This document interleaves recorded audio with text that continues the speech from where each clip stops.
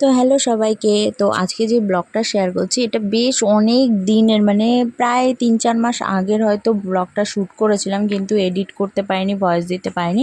তো তাই জন্য হচ্ছে গিয়ে আমি শেয়ারও করতে পারিনি। সেদিন আমি গিয়েছিলাম হচ্ছে মেলায়, তো সেদিনের ব্লগটাই তোমাদের সাথে শেয়ার করব। তো রেডি হয়ে এই যে গাড়িতে করে আমরা চলে এসেছি। আর এখানে প্রথমে আমাদের গাড়িতে হচ্ছে গিয়ে তেলটা ভরে নিলাম, তারপরে হচ্ছে গিয়ে যাব হচ্ছে মেলায়। আর এই মেলাটা হচ্ছিল ওই জগন্নাথ দেবের স্নানযাত্রা উপলক্ষে জগন্নাথ মন্দিরের ওখানেই আয়োজন করেছিল, মানে প্রত্যেক বছরই এর মেলাটা আয়োজন হয় ওখানে।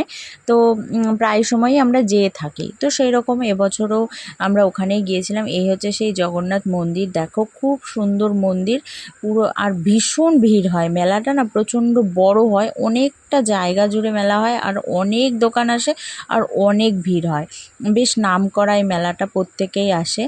তো আমরাও সেই রকমই প্রত্যেক বছরই চেষ্টা করি আসার জন্য। আর এই হচ্ছে সেই জগন্নাথ মন্দির, খুব সুন্দর মন্দির। আর ভেতরেও না জগন্নাথ ঠাকুরটা এত সুন্দর দেখতে। আর এখানে এত ভিড় হচ্ছে কারণ হচ্ছে এখানে জগন্নাথ দেবের এই সামনে সেই কীর্তন করে মায়াপুরে যেমন সন্ধ্যা আরতি হয় না নেচে নেচে, তো সেই রকমই এই দেখো নেচে নেচে সেই সন্ধে আরতি হচ্ছে, পুরো মায়াপুরের মতোই যে নেচে নেচে সন্ধে আরতি হচ্ছে। সেখানে একটু দাঁড়িয়ে দেখলাম, কিন্তু জগন্নাথ দেবের মূর্তিটা দেখা হলো না, কারণ বন্ধ করে রাখা হয়েছে।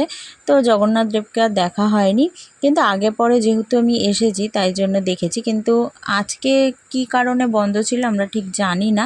তো যাই হোক, এখানে একটু সন্ধ্যা আরতি দেখে নিয়ে তারপরে চলে আসলাম মেলা ঘুরতে। আর মেলা তো ভীষণ ভিড়, ভীষণ বলতে ভীষণই ভিড়। তো দেখো অনেক রকমের দোকান বসেছে, মানে এমন কোনো জিনিস নেই যে মেলা থেকে পাওয়া যাবে না, নানান দিকে নানান কিছু। আর মেলায় আমার মেয়েকে নিয়ে গেলে মানেই তো তার কিছু না কিছু বায়না রয়েছে। তো যাই হোক, এবার তার পাপার সাথে সে ঘুরছে এবং কি কিনবে সেই বায়নাটাই সে করার চেষ্টা করছে। আমিও সেরকম দেখছি কি কেনা যায় না যায়।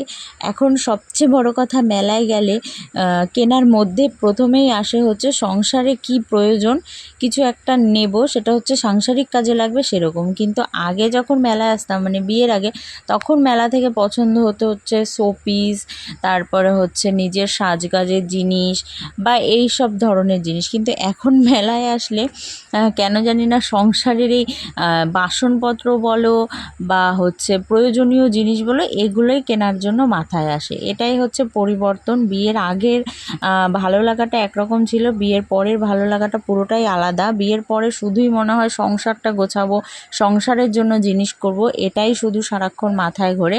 তো তাই জন্য মেলায় গিয়েও সেটাই মাথায় ঘোরে যে কোনটা নিলে আমার সংসারে কাজে দেবে। আর এখানে দেখো, যেহেতু জগন্নাথ দেবের মেলা, এখানে জগন্নাথের মূর্তি তো থাকবেই, অনেক রকমের মূর্তি রয়েছে। আর এগুলো না সুন্দর মাটির, ভীষণ ভালো লাগে, মাটির মূর্তি কিন্তু সবচেয়ে বেস্ট।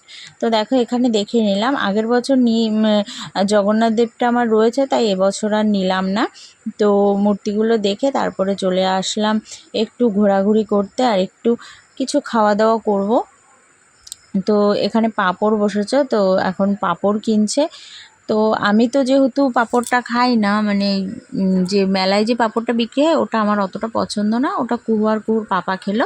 আর আমি খেলাম আইসক্রিম, আর খেলাম হচ্ছে গিয়ে ফুচকা। তারপরে বাড়ি আসার পথে মেলায় যাব আর জিলিপি আনবো না তা তো হয় না, বাড়ি আসার সময় জিলিপি হাতে নিয়ে তো বাড়িতেই আসতে হবে, তা না হলে যে মেলায় গিয়েছিলাম সেটা তো মনেই হবে না। তো সেই রকম এখানে দু রকমের জিলিপি ছিল, একটা ওই ছোটো সাইজ, একটা বড় সাইজ, মানে এখন জিলিপি কিনে নিয়ে বাড়ি যাব। মেলা ঘোরা হয়ে গেছে, টাটা।